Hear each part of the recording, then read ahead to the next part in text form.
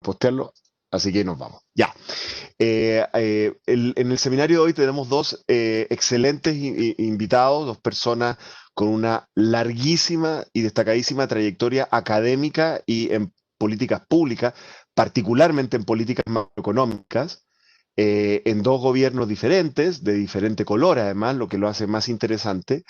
No voy a extenderme en la trayectoria de cada uno porque sería demasiado extenso, pero voy a destacar su último cargo, digamos. Tenemos por un lado a Rodrigo Cerda. Rodrigo Cerda es economista de la Católica, es doctor en economía de la Universidad de Chicago y fue el director de presupuestos del segundo gobierno de Sebastián Piñera. Alejandro Mico, mi colega en la Facultad de Economía de la Chile, es ingeniero civil industrial. Entre la duda, ¿es industrial Alejandro, no? Tuve como la duda de repente. Sí, ingeniero civil industrial de la Universidad de Chile y sacó el doctorado en Harvard. Ahí coincidimos en algún momento en Boston, el doctorado en Harvard, y fue el subsecretario de Hacienda durante el gobierno de Michelle Bachelet. Lo que yo encuentro interesante de estos dos invitados es que ellos dos han tenido dos cargos muy significativos, que son como cargos que no, quizá para el público general, ¿no es cierto?, no son tan evidentes, tan visibles, ¿no es cierto? Siempre en la cara visible del Ministerio de Hacienda es el ministro, pues el ministro, y así tiene que ser, pues, ¿no? El ministro es el que se lleva los aplausos y las críticas también, digamos, porque obviamente es visible, pero claro, hay dos cargos que siempre han sido tradicionalmente muy importantes, ¿no? El subsecretario de Hacienda o subsecretaria de Hacienda, que además de ser el jefe del servicio, ¿no es cierto, Alejandro? Muchas veces la persona, o sea, en el fondo, ¿de qué estamos hablando? De ser la persona que gestiona el ministerio, por así decirlo, es como el gerente general del ministerio, por decirlo de alguna manera, ¿no? Además de eso, en realidad también usualmente es una persona que se encarga de la relación con el Congreso en forma muy, ¿no? De la gestión, por así decirlo, legislativa, ¿no? De las relaciones de lo que necesita lograr un ministro o una ministra en el Congreso. Entonces es un cargo muy importante, muy significativo. Y bueno, el director o directora de presupuesto, ni hablar, ¿no? Temido por algunos, ¿no es cierto? Es celebrado por otros, es un cargo de una enorme importancia. Eh, que también, que también tiene una relación muy importante con el Congreso, muy central para mucho de lo que se hace. Y bueno, en estos últimos tiempos Chile le ha costado un poco el tema digamos, de los balances y qué sé yo, el déficit y todo lo demás, y es especialmente significativa la perspectiva de Rodrigo. Les voy a contar cómo vamos a funcionar para que todos entendamos. Lo que vamos a hacer es que primero vamos a hacer unas breves presentaciones de los dos panelistas, que yo les voy a traspasar los privilegios para que puedan poner, si quieren poner algún gráfico o algo, ¿no es cierto? La idea es que tengan unos 10 minutos, porque básicamente se concentren en dos o tres temas en relación a la pregunta que estamos abordando. Quizá yo les haga algún par de preguntas aclaratorias entre medio, y después la segunda parte del seminario lo vamos a abrir a preguntas del público, y a los participantes les quiero pedir que, si son tan amables, pudieran colocar sus preguntas o comentarios en el chat que está abierto. Por favor, coloquen ahí las preguntas, yo las voy juntando y como, ¿no? Juntando como por pregunta tipo, y en la segunda parte se las hago a su nombre a los dos panelistas para así que podamos maximizar de la manera más eficiente posible el uso del tiempo. ¿Ya? Entonces, procedamos.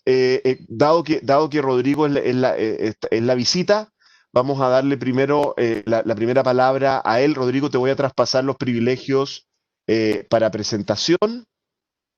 Eh, Cambiar función a presentador. Ahí va, Rodrigo, te estoy traspasando para... Correcto, muchas gracias. A ver si lo... Adelante.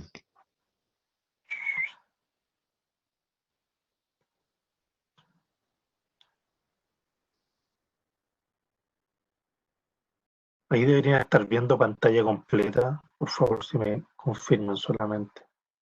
¿Sí? Se ve, Ya, se ve muy bien. perfecto. Bueno, muchas gracias. Bueno, primero que nada, gracias Oscar por la invitación. Yo feliz de estar aquí, también de compartir con Alejandro, que como tú dijiste, también ha tenido una destacada participación en las políticas públicas de nuestro país. Me preocupó cuando dijiste que era una carrera larguísima la de ambos. Efectivamente, van pasando los años. Así no es, po. Bueno, pero bueno. Eh, bueno, muchas gracias y tengo varias láminas, Oscar, así que tú me cortas cuando quieres y después por último podemos seguir conversando. Listo, entonces, cuando pensamos en recuperación, yo creo que, o sea, tenemos que empezar a mirar lo que está ocurriendo en el resto del mundo y eso es un poco lo que hago en esta presentación. Eh, y por ejemplo, partimos por Estados Unidos, que obviamente es uno de los actores más relevantes. Y cuando miramos a Estados Unidos, claro, uno ve que Estados Unidos está francamente en dos velocidades. ¿Y por qué les digo en dos velocidades? Porque fíjense, aquí lo que estoy mostrando un poco es lo que ocurrió con el consumo en Estados Unidos y vimos que el consumo, ¿no es cierto?, tuvo una caída muy fuerte y después tuvo un rebote bastante importante.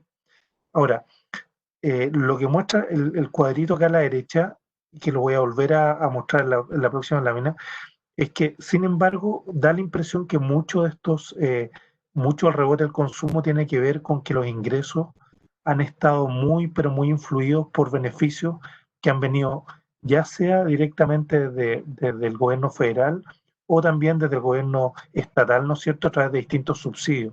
Mientras los salarios están cayendo, ¿no es cierto?, esto es lo que nos está de alguna forma manteniendo.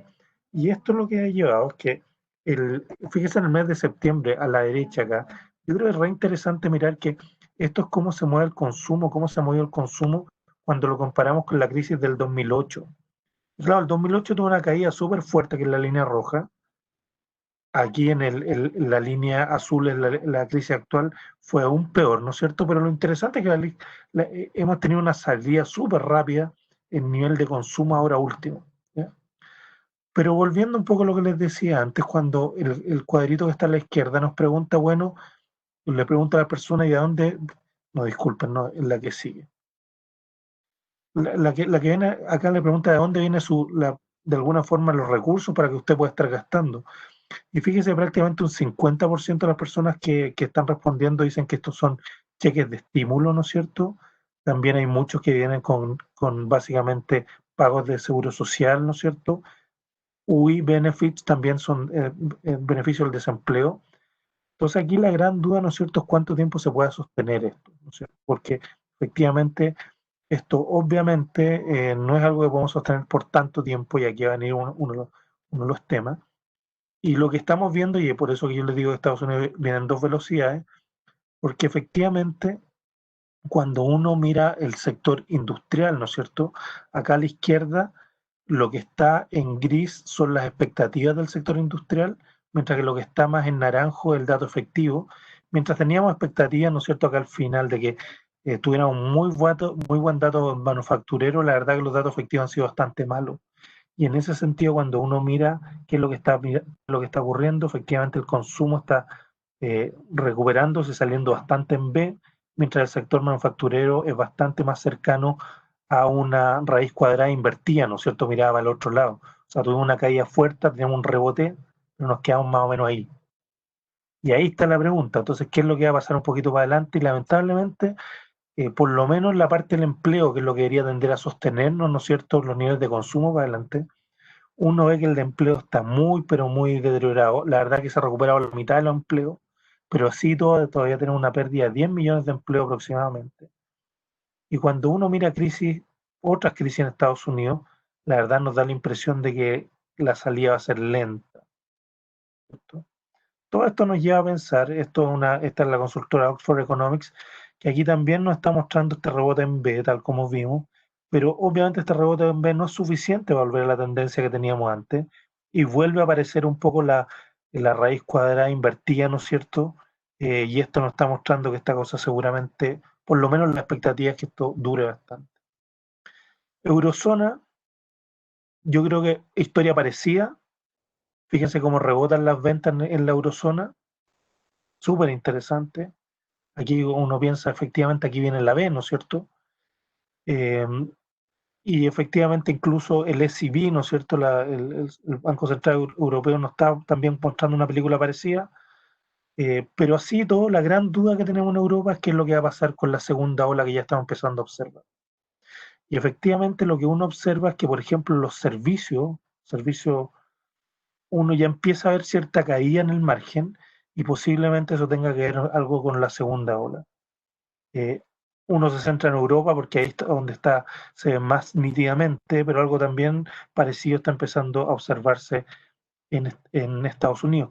Y fíjense, o sea, cuando uno mira los datos, efectivamente en Inglaterra el tema de coronavirus se está poniendo muy duro últimamente.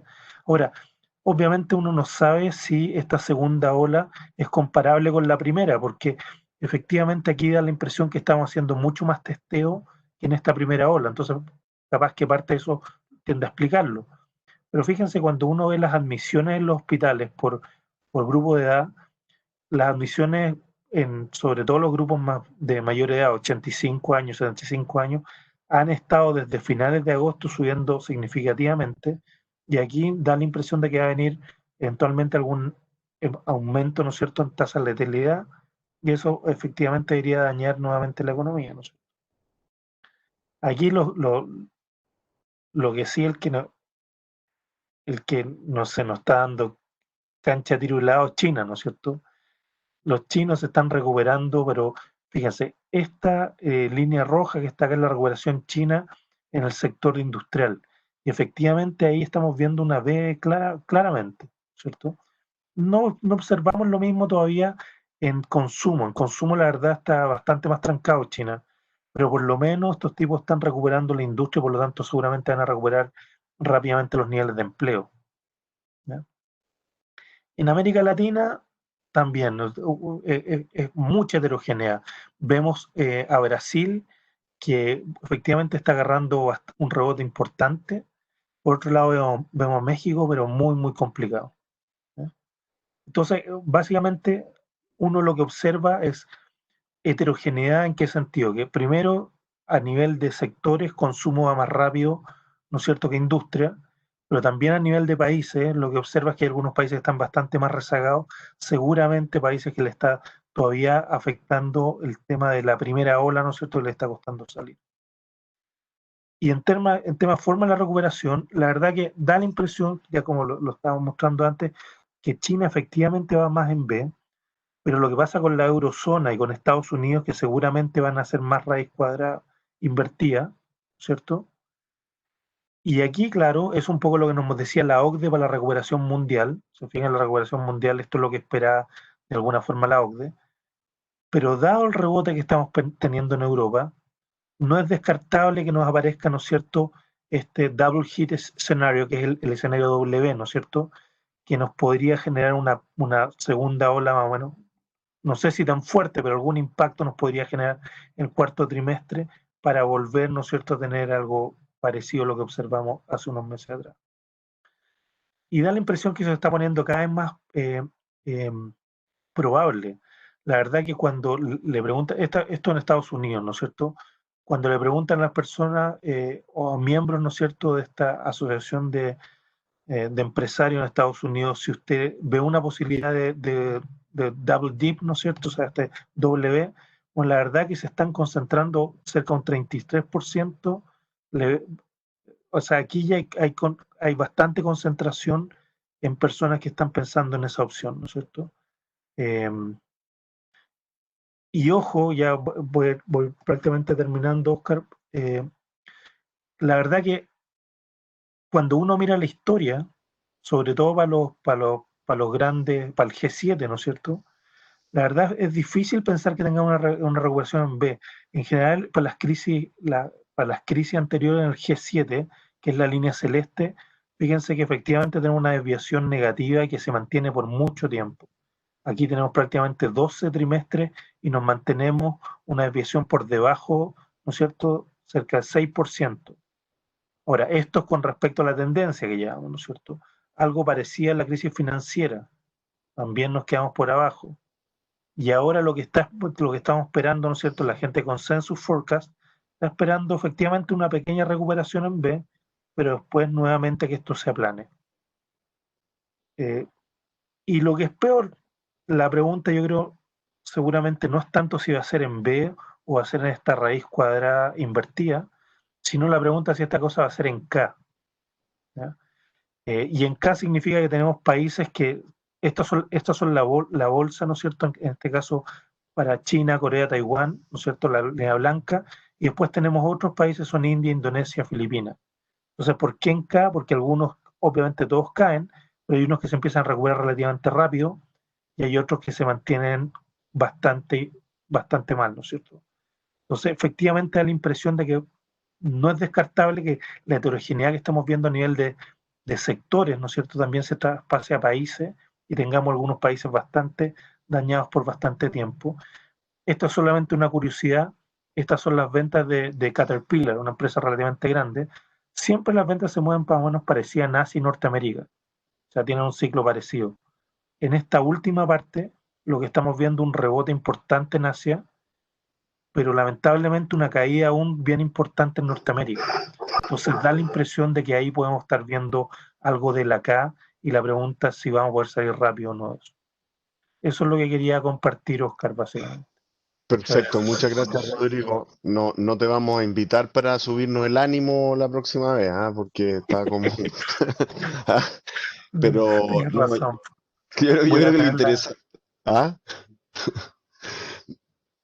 Yo creo que lo interesante de esta situación comparativa con otras crisis es que, claro, como es una crisis muy novedosa en términos de sus orígenes, estamos todos en un proceso de aprendizaje muy grande, ¿no? Y claro, uno tiene su hipótesis originales, pero vamos descubriendo qué es lo que va pasando. Me parece especialmente interesante y quiero destacar esta idea que creo que es el punto central tuyo de que si bien puede haber un efecto, impacto muy específico de V, ¿no? O sea, de caída, rebote que en casi todos los países ese rebote está financiado con el consumo, con los programas de ayuda, digamos, básicamente, ¿no? Por ejemplo, en Chile podría el 10% un rol parecido, pero después como que en las proyecciones que tú muestras se vea a los países como convergiendo a una crisis más normal, por así decirlo, a una crisis tipo, ¿no? Una crisis financiera clásica, que es lo esperable, ¿no? Lo que nos enseña la historia es que al final las cosas como que convergen a lo usual.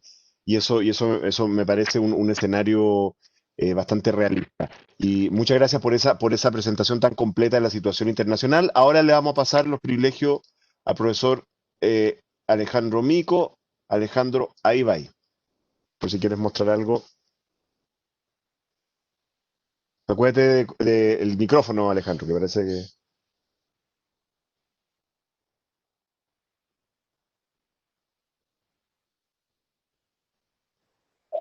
Ok, oye, antes que nada, gracias por la invitación. Un placer estar acá.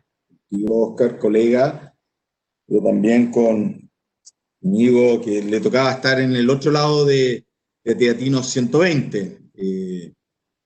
Como bien decía Oscar, en Hacienda está, bueno, obviamente el ministro, pero siempre hay como, a un lado está la subsecretaría, al otro lado está la dirección de presupuesto. Y la verdad que los dos tenemos temas distintos, más de política y el otro más de las cuentas fiscales, pero uno le toca estar en todos los problemas. Me tocó estar en la crisis del 2008-2009, me tocó estar, por suerte no me tocó estar en esta, que sí le tocó a mi compañera, actual compañero, que le tocó más duro que a mí, en temas de lo que está pasando hoy día con la actividad económica. Dejen partir, yo lo que voy a ir muy rápido, voy a tratar de centrarme algo más en Chile, y tenía cosas de internacional, pero ya la verdad es que fue bien cubierto ya. Así que dejen partir un poco Chile en el 2020, de ahí partir solamente diciendo un poco lo que salía, cuáles son las perspectivas de crecimiento mundial. Ahí están las evoluciones, una caída fuerte. Esto del Banco Central, en el último IPON, sale que hay un cierto rebote. Abajo está lo que ya fue un poco planteado, el tema de las producciones a nivel mundial, producción industrial, donde tenemos por un lado a China que rebota rápidamente, que ya las proyecciones son a llegar al nivel 100 que tenía previo a la crisis, pero tenemos otros países como Estados Unidos y la eurozona, donde hay un rebote fuerte, pero todavía estamos bastante lejos de lo que de lo que es llegar a las situaciones normales que teníamos previo a esta crisis. Al lado también está el tema de las ventas minoristas, efectivamente igual el tema del rebote en B es mucho más alto. Si se dan cuenta, Estados Unidos y la eurozona vuelven a los niveles que tenían antes ya, según los datos, y ¿cómo se llama? Pero la actividad, como lo vimos a la izquierda, está más rezagada, con una caída todavía de un 10%, mientras que las ventas minoristas siguen, y ya llegaron al 100%, y parte ya está, lo hablaron acá, el tema de los estímulos o de protección al consumo de los hogares respecto a que se recupera el consumo, pero la producción se ha mantenido bastante más plana en los países, del hemisferio occidental, Chile, Estados Unidos y la Unión Europea. ¿Ok? Si uno ve esta recesión con respecto a otras recesiones de Estados Unidos en el tiempo, uno ve que aquí está la recesión, por ejemplo, el 2008, 2009, aquí está la caída de la actividad, en rojo la total, en la línea negra es la de manufactura, tenemos una caída fuerte, una recuperación bastante más lenta. En el caso de la crisis actual del 2020, efectivamente tenemos una caída similar, de un orden de magnitud similar, pero con una fuerte recuperación inmediata, pero no al 100%. Y eso un poco está el tema. Creo que tuvimos una caída muy, muy importante inicial, que está muy relacionado tanto por el tema del confinamiento, es decir, que se nos mezcló tanto como un shock de oferta como un shock de demanda a la vez. El tema del confinamiento de alguna forma en Estados Unidos se ha ido reduciendo. No sé si tendremos una vuelta atrás o no con una segunda ola, pero esa vuelta ha hecho que la actividad haya rebotado bastante, como la mitad, y que nos estamos quedando un poco que el efecto más grande inicial que estaba de la unión tanto del shock de oferta, la gente no podía ir a trabajar, el confinamiento, como el shock de demanda, que la actividad económica se había colapsado, estos dos efectos juntos que hicieron una caída muy brutal de la actividad económica y del empleo aquí abajo, ha tenido un cierto rebote en la actividad, se ve a la mitad, y ahí está la evolución del empleo, que igual lo habían escuchado. El tema del empleo también se ha venido una recuperación, pero la verdad es, como se estaba diciendo, igual la recuperación se anduvo parando el último, sigue habiendo recuperación, pero a una tasa menor de lo que estaba viniendo. Por lo tanto, hay un tema ahí que cuán rápido va a ser, si esto va a llegar a ser B o no. Y hay que poner 8 elementos sobre la mesa que están surgiendo igual, no solamente el tema de la crisis económica como tema importante en Estados Unidos, sino que también está surgiendo cada día con mayor fuerza este tema de la tensión política, de tener una elección que va a estar muy apretada en medio del tema del coronavirus, cómo se va a votar, cómo van a hacer la recolección de los votos. Como nunca uno ha empezado a escuchar qué pasa si es que no hay claridad de la votación inmediatamente, pasado un mes, pasado 2 meses, hasta han habido declaraciones hasta de que pasado un cierto periodo Trump tendría que irse independiente que no hubiese claridad o no. Ha habido una serie de dudas que está generando tensiones en la política de Estados Unidos, y eso igual va a terminar afectando, y también está afectando también la actividad económica en Estados Unidos. Por lo tanto, tenemos este mix de cosas que está pasando. En el caso del comercio, que obviamente Chile es una economía pequeña abierta al mundo, es importante ver que hay que decir la verdad, al igual como tuvimos suerte el 2008, 2009, que la caída, la crisis económica tuvo el 2008-2009 una caída importante en la demanda agregada, pero nuestro principal bien exportado, que es el precio, que es el cobre, tuvo un rebote bastante rápido en 2008-2009, lo cual la verdad nos ayudó mucho a salir mucho más rápido de la crisis, más allá de las muy buenas políticas que se aplicaron en ese momento. Pero el tema del precio del cobre, qué duda cabe que también ayudó a esa recuperación. En el caso actual, ojo, también hemos tenido un rebote fuerte del precio del cobre y estamos con niveles superiores a los previos, lo cual también ha ayudado a paliar un poco la situación, y ahí vimos que minería en general había estado un poco aislada. En lo último, IMASEC se vio una pequeña caída, pero nada comparado con el resto, y esto en buena parte diría yo que, bueno, igual la minería, especialmente la producción, no se corta tan rápidamente, pero también ayuda fuertemente este rebote del precio del cobre fuerte, cuyo rebote ha sido bastante más alto que el precio del petróleo, lo cual por algún lado nos ayuda a Chile como importador, nos ayuda, y como exportador de cobre también nos ayuda a esta situación, y creo que hasta ahora ha hecho que tengamos un comportamiento un poco mejor que el resto de Latinoamérica. Ojo, sí, que cuando uno ve las importaciones generales del mundo es una caída brutal. Ahí está abajo las importaciones de todo el mundo, y vemos que la caída es muy parecida a la que tuvimos en 2008-2009, estos en valores, pero lo que es complejo y que hay que ver es que es una caída importante después de haber tenido una década de un crecimiento del comercio muy, muy pobre. Y Chile en eso se ve afectado. El cobre es parte, 45% de las exportaciones, pero también el resto de la actividad, que el comercio esté parado, nos pega. Y aquí hay que ver cómo hacer la recuperación de del comercio mundial, más allá del precio de los commodities, que por suerte está alto ahora, y debe estar muy relacionado con lo que ya presentaron, del término de que China se ha recuperado bastante más. China es el principal demandante de cobre, por lo tanto eso se ve ahí. Pero para el resto de la actividad de importaciones, ¿cómo va a ser? Es bastante más compleja la situación, porque no es solamente el tema del COVID, como caída en la demanda o en la oferta, como shock de oferta o demanda puntual, sino que también es el tema del COVID como posibilidad de romper cadenas de valor que ya estaban establecidas a nivel mundial y que puedan tener un efecto en el comercio permanente. ¿Qué quiero decir con esto? De que el proceso que se estaba dando ya con las políticas de Trump, de alguna forma de tratar de retraer la industria de Estados Unidos, el tema de que el COVID haya partido de una zona como China y esté afectando, haya sido lo primero que se paralizó, ha llevado a mucha gente a pensar de que muchas empresas van a empezar a repensar esta idea de tener tanto outsourcing a nivel mundial, y se pueden romper algunas cadenas de valor. Y los primeros estudios muestran que la principal caída del comercio en esta pasada ha sido por rompimiento de cadenas de valor. Y eso puede tener un efecto global permanente y puede parar el comercio. Eso unido a la guerra comercial que tenemos de Estados Unidos con China, que puede tener efectos complementarios importantes y que es interesante anotar.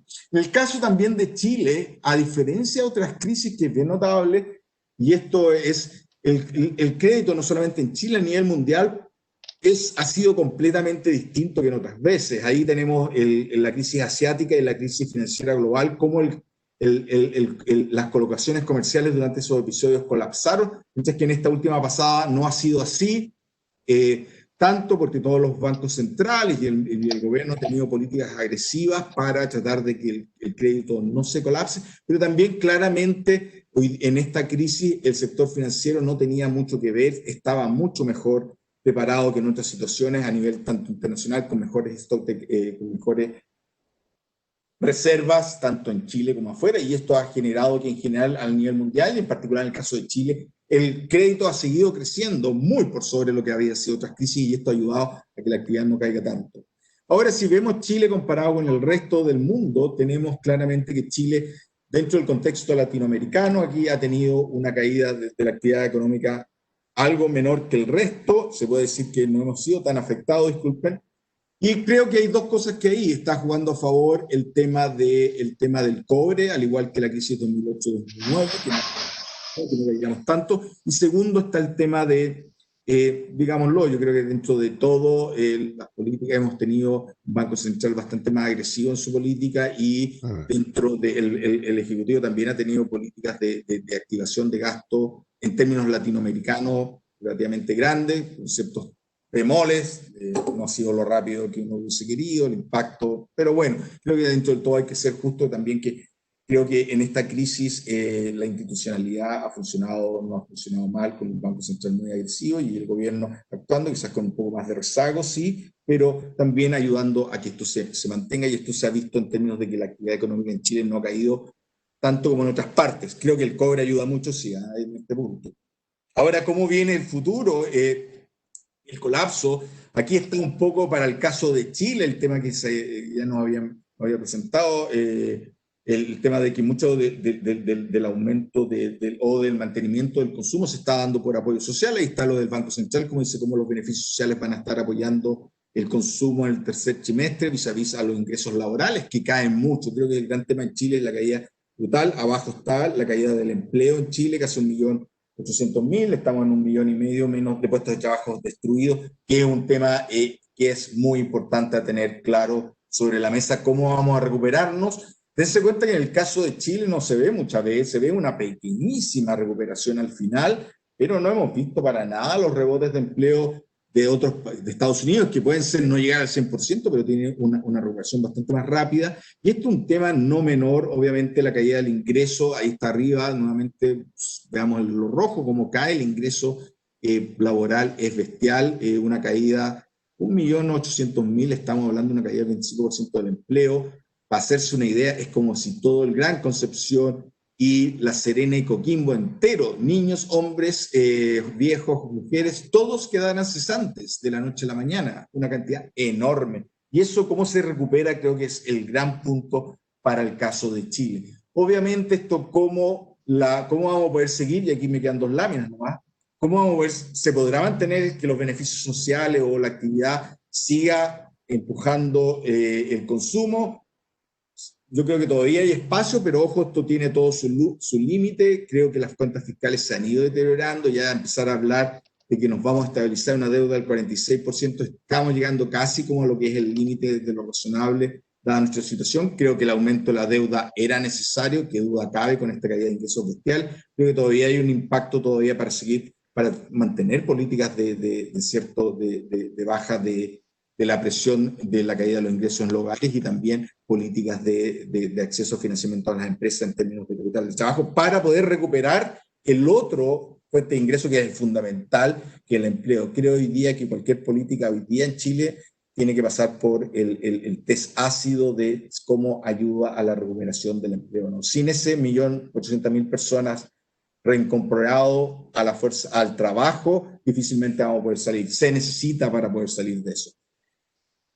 Está colapsado, ojo, y con esto termino, me quedan 2 láminas, ojo, que también estamos enfrentando una tercera cosa que ha pasado más piola, pero que sí creo que puede tener impacto importante en el empleo tanto en Estados Unidos como en Chile, con un cierto rezago, es el proceso que podemos tener cambios en el empleo. Esta caída del empleo tan drástico puede venir también con una situación donde se haga un ajuste importante en términos de qué tipo de empleo que tenemos, cómo este proceso de caída del COVID puede acelerar fuertemente la automatización. Esto es un estudio que estamos haciendo en la Chile. Arriba está la evolución del empleo, separando, ese es el grafiquito de acá, es simplemente separar los empleos a través del tiempo. Pongo arriba el empleo de las producciones que son automatizables y abajo de las que no son automatizables. Y lo que ve uno, que la contracción importante del empleo en Estados Unidos,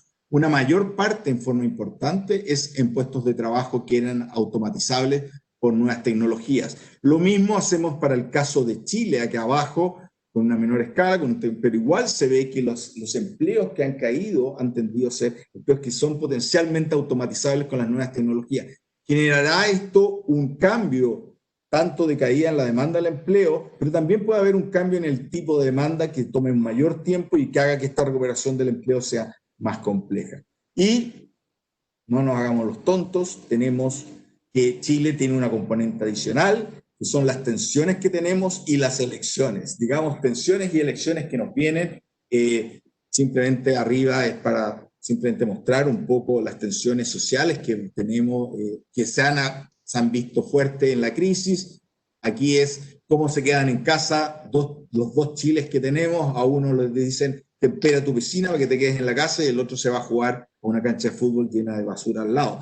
Esto es una tensión que lo hemos visto desde el estallido social, que, digámoslo, genera una incertidumbre adicional que tiene impacto en la actividad económica. Eso unido a la cantidad de elecciones que tenemos partiéndola por la próxima semana, del plebiscito genera una componente adicional de tensión que nos puede afectar también el tema de cómo nos recuperamos, cómo salgamos del tema político, cómo salgamos del tema principalmente el tema constitucional, va a tener un impacto muy importante en la recuperación. Y estoy hablando de salir como si tenemos elecciones que son, o un plebiscito que es ordenado, si que gana la prueba y tenemos elecciones de concejales o de representantes a esta Asamblea Constituyente. Si es todo un proceso ordenado donde tenemos discusiones serias, obviamente tendremos más incertidumbre, pero la cual es necesaria si uno quiere hacer cambios en el país. El tema es si es que no logramos pasar bien estas pruebas y tenemos un aumento de la incertidumbre debido a que este sistema institucional, esta salida institucional que ha adoptado el país, no va por buen camino. Creo que la tensión ahí puede generar un impacto mayor y tener hacer que la recuperación de la crisis sea más lenta. Eso. Muy bien, muchas gracias Alejandro, muy completo. Quiero agradecer a todos los que han mandado preguntas y comentarios, mucha gente, voy a tratar de agruparlo en distintos tipos de inquietudes. Quiero primero tomarme de un comentario de Vittorio Corvo. Vittorio Corvo me mandó un mensaje quejándose amargamente por la información que ustedes están dando, que es completamente equivocada. Mentira, no hizo eso Vittorio. No, hizo simplemente un comentario un poco más pesimista aún que Rodrigo, diciendo que decía literalmente la recuperación en las ventas al detalle. No sé si él se refiere a Estados Unidos, Chile, creo que es cierto para todos los países, y del consumo de bienes. Pero el consumo total sigue por debajo porque el componente servicio está muy caído, ¿no? Obviamente eso, y todos sabemos que el componente servicio de las cuentas nacionales siempre es como el más reciente, más importante, y por tanto es el peor medido en cierta medida que el otro, que es más como duro. Entonces, posiblemente eso hace que sea aún menos, ¿no? Aún menos optimista, más marcada la parte baja, ¿no es cierto? Menos. Me voy a agarrar de un comentario de Katia Bonapen, que preguntaba si esto podía pasar de una crisis sanitaria a una financiera, y les voy a proponer una manera de pensar esto que podría ser.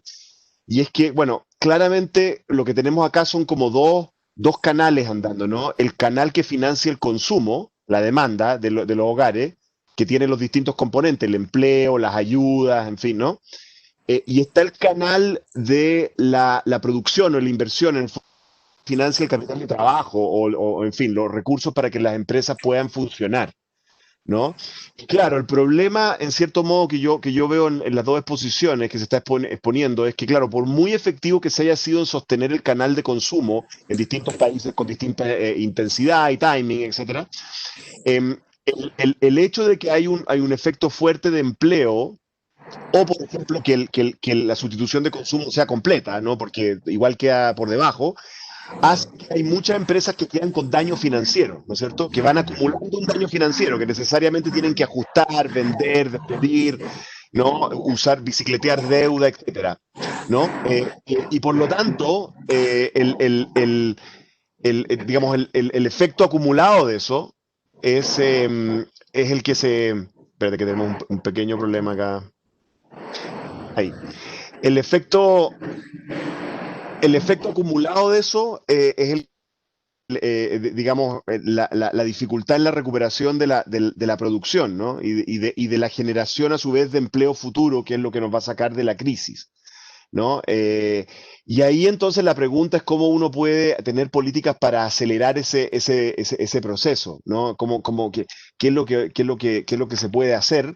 Y quizá la buena noticia, y no sé qué piensan los panelistas, digamos, y vamos a ver qué nos dicen.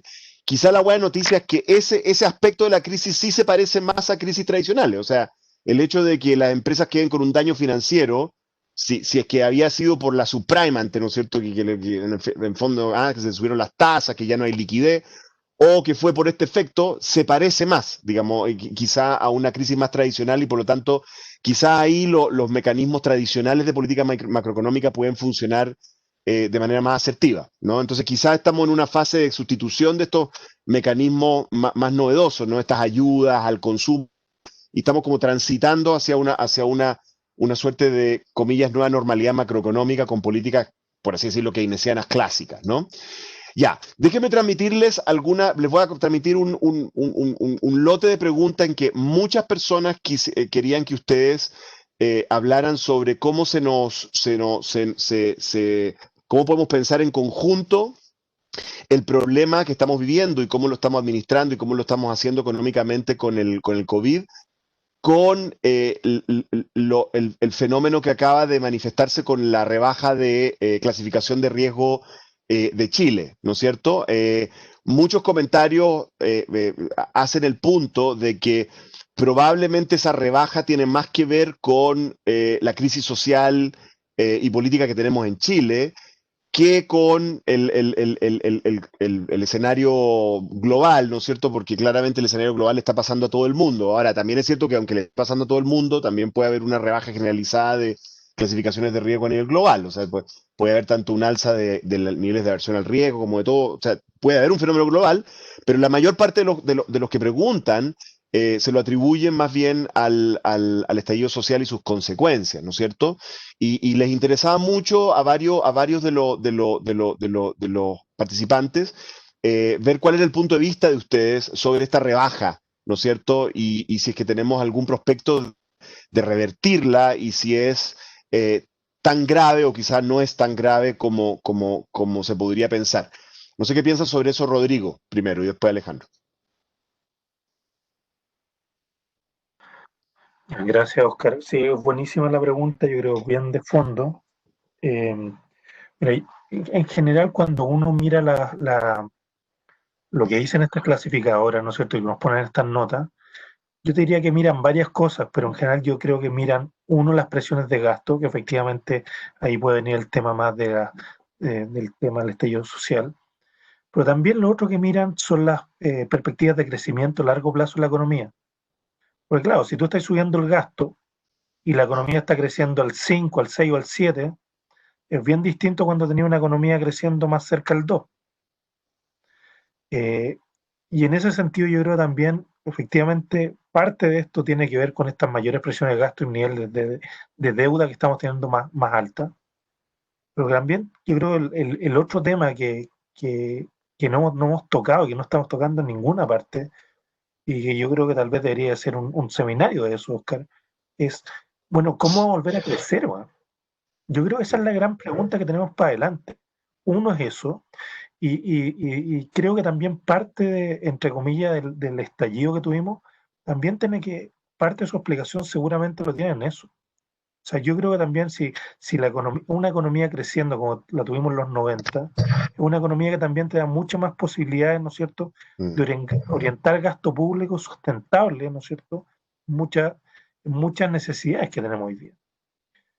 Lamentablemente, yo creo que en el contexto que estamos teniendo, ¿no es cierto?, que es un contexto de bajo crecimiento, eso es lo que nos dicen todos los... y yo creo que es un problema también para lo que decía Alejandro, que tenemos que recuperar empleo.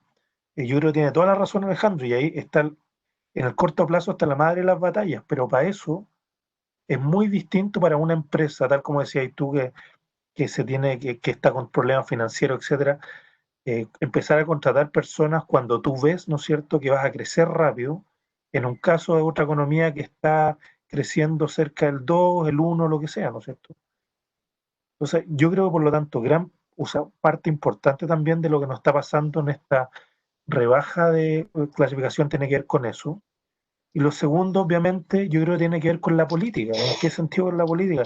También tenemos que eh, encauzar, ¿no es cierto?, de alguna forma este proceso social, y ese encauzamiento significa que también tenemos que ir poniendo prioridades y metas en materia de gasto. Yo creo que es muy difícil poder hacerlo todo de una sola vez. Y ahí yo, donde he hecho, mira, yo creo que nosotros como economistas, como profesión, tuvimos gran importancia en el Chile de los 90 y el Chile de los 2000. Pero creo que en este momento, o sea, lo que uno echa menos son grandes políticos que de alguna forma encaucen esta cosa y nos lleven a ponernos de acuerdo y que nos den por lo menos un camino para seguir. Yo creo que eso es también lo que está faltando, y eso también te genera incertidumbre. Y me imagino que eso también se ve afuera en algún momento. Eso es lo primero que pienso. No sé, Alejandro. Perfecto. Alejandro, dale tú.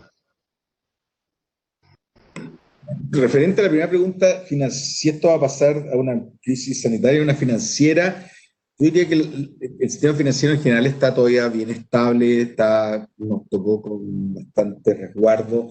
No veo grandes riesgo de que tengamos una crisis bancaria en Chile, para serlo franco, en el corto plazo no lo veo, por las regulaciones que tenemos, porque están bien capitalizados los bancos. Entonces, por eso ahora sí, lo otro es la mochila de la deuda, y no nos hagamos los tontos, vamos a tener una mochila de la deuda, dejen solamente hablar de la mochila de la deuda fiscal.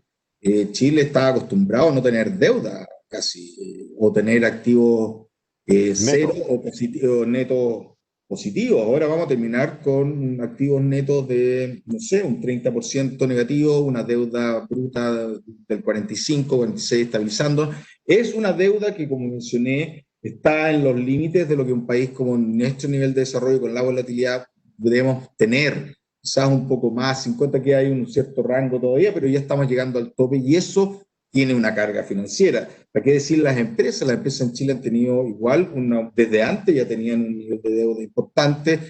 Este periodo para muchas empresas y muchos hogares va a significar un aumento de la carga financiera, de la carga de la deuda, y eso puede generar que uno se pueda mover más lento, y qué duda eso cabe. Ahora, ¿cómo van a estar las tasas? Las tasas a nivel mundial parece que van a estar pegadas bajas por temas, no solamente esta crisis, sino que van a estar pegadas bajas por un periodo largo, lo cual ayuda a que esta mochila no sea muy pesada, pero sí tiene siempre cuando uno trae una mochila, es complejo que cualquier una alza brusca de las tasas a nivel mundial nos puede dejar un tema importante, pegar fuerte, por lo tanto genera un cierto nivel de incertidumbre adicional el tema con la deuda que estamos saliendo, y en lo público estamos, quiero decir, ya llegando, nos quedarán unos puntitos más, pero no mucho más, por lo tanto sí creo que estamos llegando al cielo en ese punto.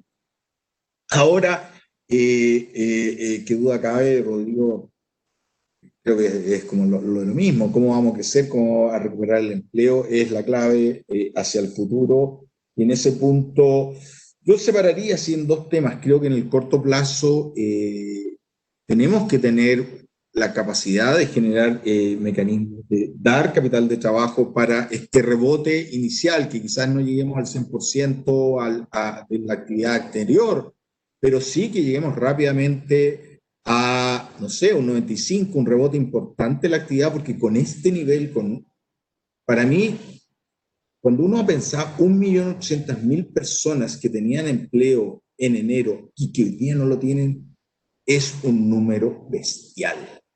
Bestial, bestial, bestial. Por lo cual, eso tenemos que pararlo ya rápidamente, y por eso quiero insistir, cualquier cosa de política que hagamos hoy día tiene que pasar el test ácido de cómo afecta la creación de empleo ya. Ese 1.800.000 personas espera algo de los economistas, de los políticos y de cada uno de los chilenos, porque una situación, mucho subsidio habrá o transferencias, que en buena hora que tienen que seguir, pero no son para siempre. El trabajo y los ingresos laborales son fundamentales, entonces en ese punto creo que por ahí viene el tema de fondo. La caída de riesgo país con esto. Yo tiendo aquí a estar más con lo que dijiste tú, Oscar, en términos de decir, ¿sabes qué? Yo creo que aquí hay, a ver, un país con una deuda bruta de 15 es bien distinto a un país con una deuda bruta de 46. Eso, sea como políticas que tengas, te hace más riesgoso, y es una clasificadora, te lo va a el algoritmo te lo castiga, claro. Y parte que es natural también. Si vos tenés 46, suben las tasas al doble, me pegan los intereses al doble, y la gracia igual que están a largo plazo, pero igual te pega al doble. Por lo tanto, creo que hay parte de eso. No le quiero quitar la importancia, pero no tanto por el tema de la clasificación, sino que para la recuperación, un poco lo que decía Rodrigo para adelante, el tema de la incertidumbre política, de los procesos eleccionarios que vienen y de cómo nosotros abordemos esta situación. Yo creo que hay que separar dos tipos de riesgos que hoy día está enfrentando la economía chilena. Hay un riesgo, una incertidumbre que uno debe aceptar, porque hay una cantidad importante de gente que quiere que hayan cambios. Creo que esto es tanto derecha y izquierda, que queden cambios, y eso genera incertidumbre, genera angustia a todo el mundo. Y esa parte de la incertidumbre, saben que uno puede aceptarla, esa es que es parte del desarrollo, está bien, me pega. Lo que no podemos aceptar es que, no, lo que no es bueno es que haya una incertidumbre adicional de un mal manejo de las políticas públicas o de una mala canalización de estas inquietudes en cambios hacia futuro, que es un poco el tema de estallido social, el tema de grados más de violencia que han habido, de caída del imperio de la ley, que es importantísimo. Eso creo que es lo que está más en juego, y por eso yo lo mencioné, y con esto termino. ¿Cómo hagamos este proceso que hemos entrado institucionalmente de hacer un cambio constitucional vía una elección, un plebiscito que tiene dos patas? ¿Cómo hagamos este proceso va a influir mucho en la percepción de riesgo? Si lo hacemos en forma bien, que esto sea un mecanismo de canalización de las inquietudes de la gente para hacer cambios como la gente lo decida, es muy distinto a que si tenemos un problema y nos quedamos entrampados en una elección con incertidumbre, con riesgo, con acusaciones de fraude, con acusaciones de que no es democrático, que es democrático, no voto mucha gente. Ese tema es lo que yo hoy día son lo que yo me abocaría, porque esa parte de la incertidumbre se puede atacar, y la otra es la de los cambios de política más grandes que el país quiere. Ok, uno las puede bajar, siempre va a haber angustia por hacer un cambio. Si yo creo que hay que subir los impuestos, sí creo que hay que subir para pagar la deuda a futuro, eso obviamente genera cierto grado de angustia en algunos empresarios, ok, natural. Pero es bien distinto esa angustia cuando está ordenada, bien canalizada, a tener un desorden institucional. Eso es como lo que quería conversar con eso. Claro, quizá una manera de decirlo así como en lenguaje bien tecnócrata, voy a ponerme bien desagradable en eso, es que cuando uno le pide a alguien un esfuerzo que no va contra ingresos corrientes, ¿no? Ya sea un inversionista internacional al que le estás pidiendo plata o un inversionista local al que quieres que genere empleo, que produzca, lo que está involucrado es la propuesta de valor. O sea, en el fondo, por ejemplo, yo voy donde Rodrigo, y supongamos que Rodrigo está ahí en Wall Street, no tengo idea, ¿no? En un banco de inversión, y le digo, Rodrigo, préstame plata a Chile, ¿no es cierto? Entonces Rodrigo me dice, lo primero que decir, y es lo que pregunta cualquier persona cuando uno le piden plata, pues, ¿para qué?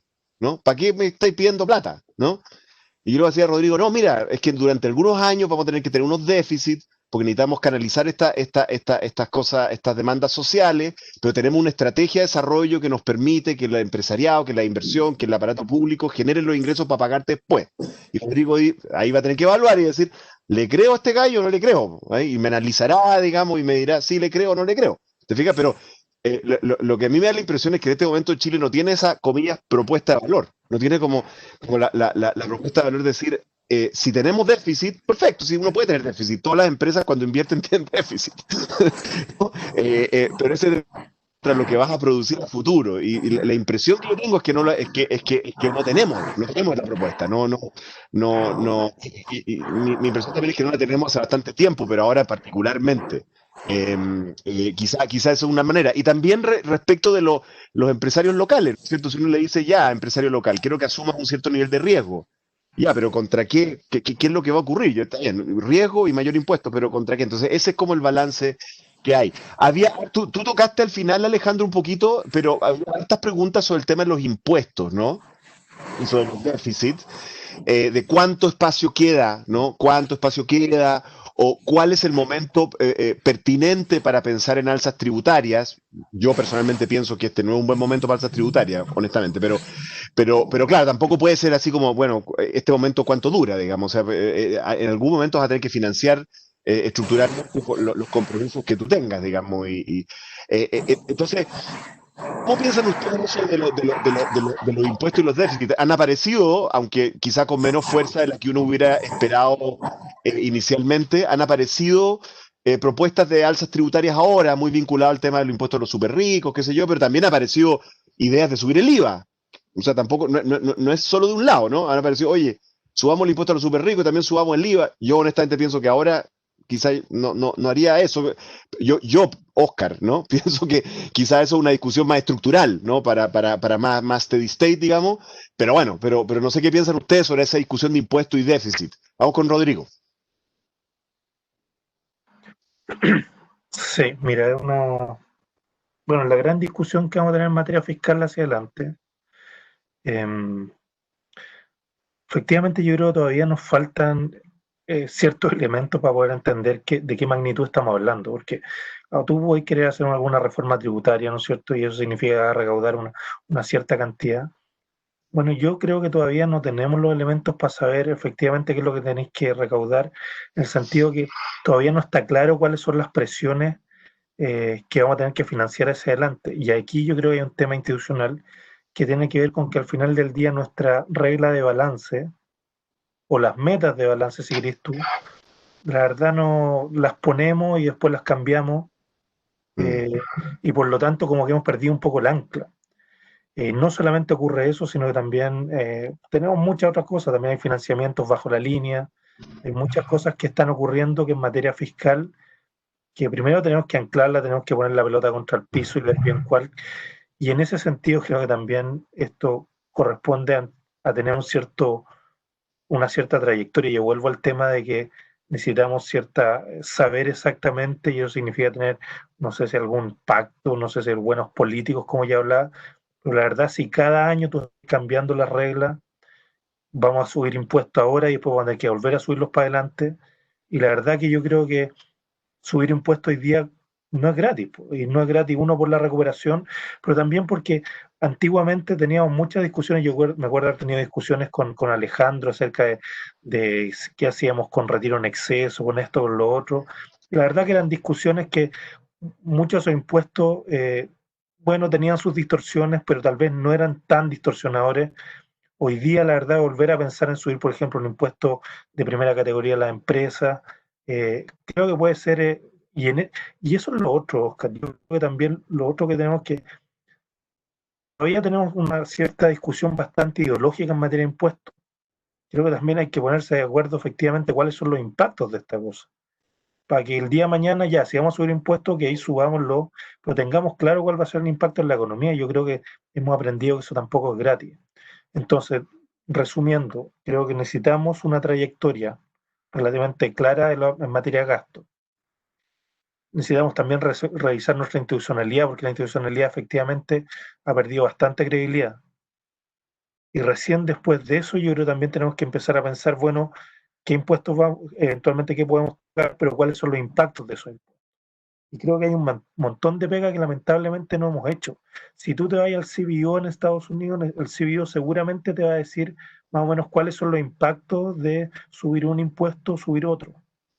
Eso la verdad que el día de mañana, cuando el gobierno vaya con una reforma tributaria, el gobierno que sea, va a ir Alejandro Mico a hablar una cosa o yo a hablar otra cosa al Senado y seguramente no nos vamos a poner de acuerdo.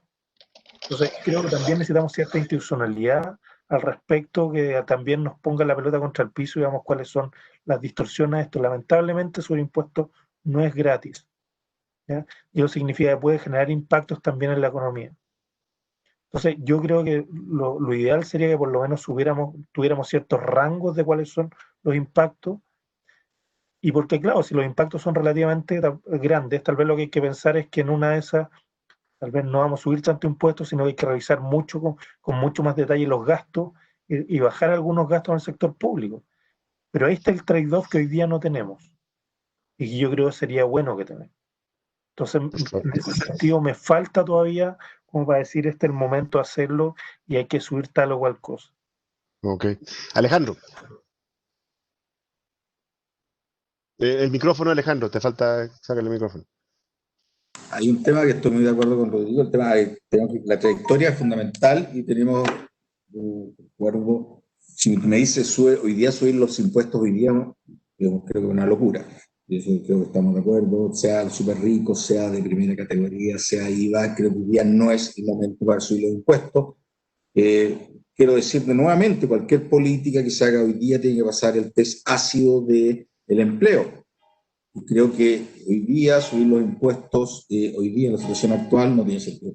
Eso no quiere decir que sabemos que vamos a terminar con una mochila más pesada. Yo estoy de acuerdo igual con Rodrigo, qué tan pesada va a quedar no lo sabemos aún, pero ya estamos hablando de un 46 que ya es ciertamente pesada, que tenemos que recuperar.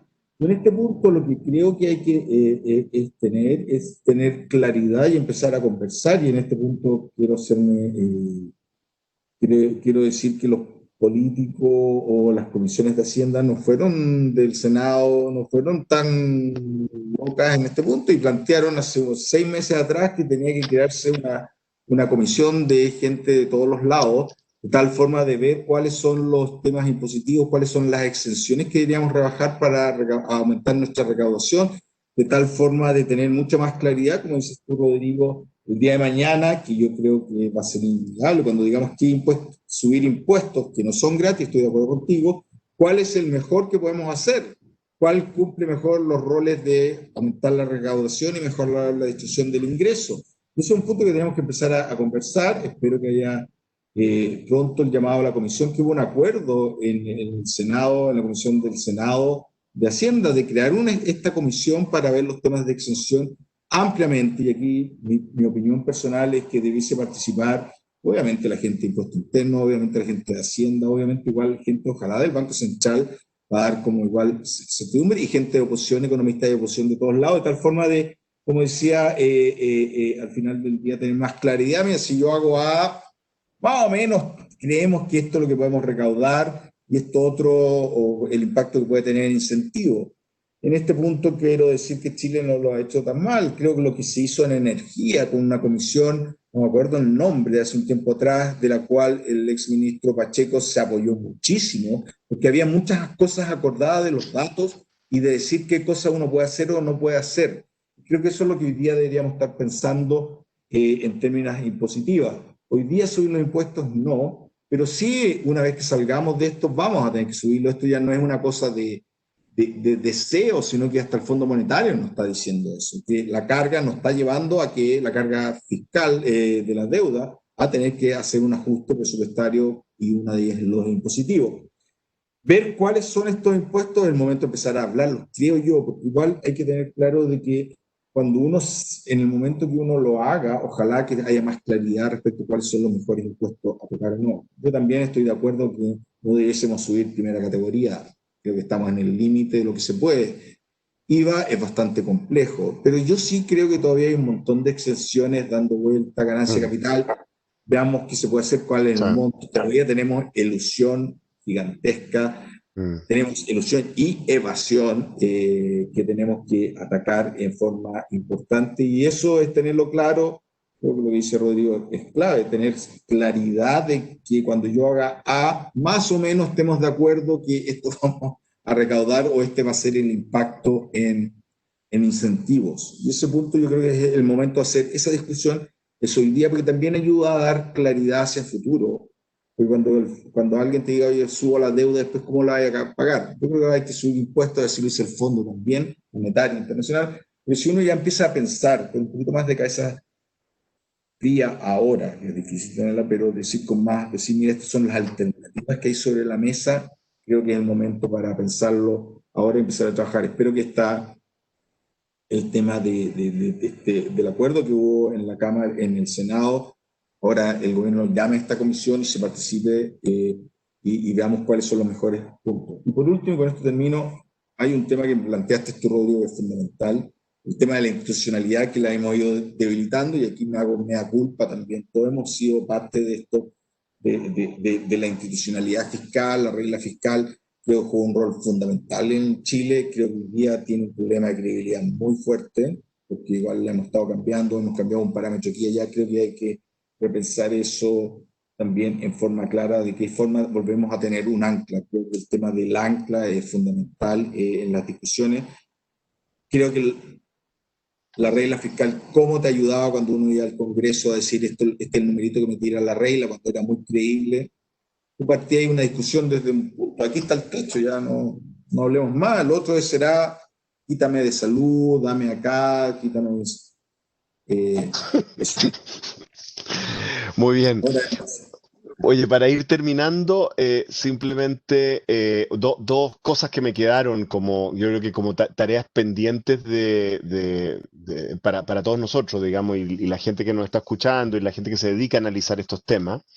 Yo creo que me quedaron dos preguntas bien abiertas. Una de la exposición de Rodrigo, que literalmente no me respondió la pregunta del seminario, que le dijimos, si la recuperación era en V, W, L, K, Q, y dijo todas las anteriores, más o menos. O sea, y me añadió un par de letras más. ¿No es cierto? Entonces, ¿qué es lo que nos dice eso? Lo que nos dice es que la economía chilena, que es muy dependiente, por supuesto, de lo que pasa en los mercados internacionales, lo que pasa en China, lo que pasa en Estados Unidos, bueno, hay enorme incertidumbre en esos países. Estamos viendo Estados Unidos, o sea, es el cielo y el infierno lo que puede ocurrir en 2 semanas más. O sea, literalmente los niveles de incertidumbre son muy, muy altos y por lo tanto ahí tenemos muchas preguntas que responder, ¿no? Y ver qué tan real es lo de China, a veces aparecen datos no tan buenos, en fin, hay que ir viendo, ¿no? Después de todo, también la economía de China es una economía exportadora, ¿no? Entonces también depende del resto del mundo. Entonces, yo creo que ahí me quedó un grado importante como de duda respecto de cuán rápido se nos va a clarificar ese escenario, ¿no? Yo creo que le queda un tiempo, está la segunda ola europea, está la elección gringa, etcétera. Entonces, yo creo que eso nos queda como un pendiente. Y el otro de Alejandro, que creo que nos queda como un tremendo pendiente, y hubo varios comentarios, por si acaso, sobre esto. Era esto que tú dijiste, Alejandro, que yo creo que tenemos que trabajarlo con más datos y verlo más. Esto de que en Chile podría estar apareciendo, no voy a ser tan taxativo, podría estar apareciendo una característica de que el rebote ese que se observa en otra economía, digamos, como que genera cierto efecto sobre empleo, no lo estaríamos observando por lo menos a la velocidad que hubiéramos esperado haciendo un copy-paste, digamos, ¿no? Y eso es muy preocupante, ¿no? Porque lo que tendríamos es que entender por qué exactamente. Alguna gente decía, no, es que lo que pasa es que en Chile eso está siendo retenido por el tema de las consecuencias del estallido social. Otra gente decía otras cosas, en fin. Pero yo creo que tenemos la informalidad. Mucha gente hablaba de que Chile era una economía que se había informalizado mucho antes, ¿no es cierto? En fin, lo que sea, yo creo que nos queda pendiente tener una buena explicación para eso, porque si tenemos una cosa que es característicamente diferente de otras economías, bueno, ahí probablemente va a haber un punto focal que vamos a tener que tener los instrumentos adecuados para tratarlo. Y si estamos, por así decirlo, si nos está pasando algo muy diferente a lo que está pasando en otra economía, quizás es un signo de que quizás no tenemos, la solución no es imitar solamente lo que hace en otra economía, sino que quizás tenemos que hacer otras cosas, digamos, para abordar el problema. Eso nos queda, creo que tenemos que ponerle harta atención a eso, porque el dato que tú mostraste es realmente muy dramático. ¿Ah? ¿No es cierto? Siempre que Alejandro quiere decir que algo es dramático, lo compara con Concepción, ¿ah? Por unas razones ahí atávicas que no vamos a comentar, digamos. ¿Ah? Dice, imagínense todo Concepción desempleado. Y uno dice, ¿qué? Pero es que el Alejandro y su familia son penquistas, así que por eso lo encuentro terrible. Si algo del tamaño de Concepción, el fin del mundo. Pero yo creo que esa es una pregunta que nos queda bien abierta. Quiero simplemente redondear agradeciendo que ya estamos pasados de la hora. Quiero agradecer a Rodrigo Cerda su amabilidad y su buena disposición para participar dentro de este foro. Hubo muchísimos participantes, mucho interés. Quiero agradecer a Alejandro Mico también por su participación, a todos los participantes también por haber estado conectados y escuchando y haber mandado sus preguntas. Simplemente quisiera recordarles que esto es un seminario de UEconomía, la unidad de diplomas y cursos del Departamento de Economía. Los invitamos a ver nuestra oferta académica y docente, a todos los interesados, y bueno, vamos a estar haciendo más de estos seminarios más adelante sobre una variedad de temas. Ojalá queden atentos por si les interesan algunos de los otros temas que estamos tomando. Así que eso, me despido. Muchas gracias, Alejandro, y muchas gracias, Rodrigo. Chao, muchas gracias. Muchas gracias por la invitación y chao a todos. Chao, Nos vemos, Rodrigo. chao. Que estén muy bien.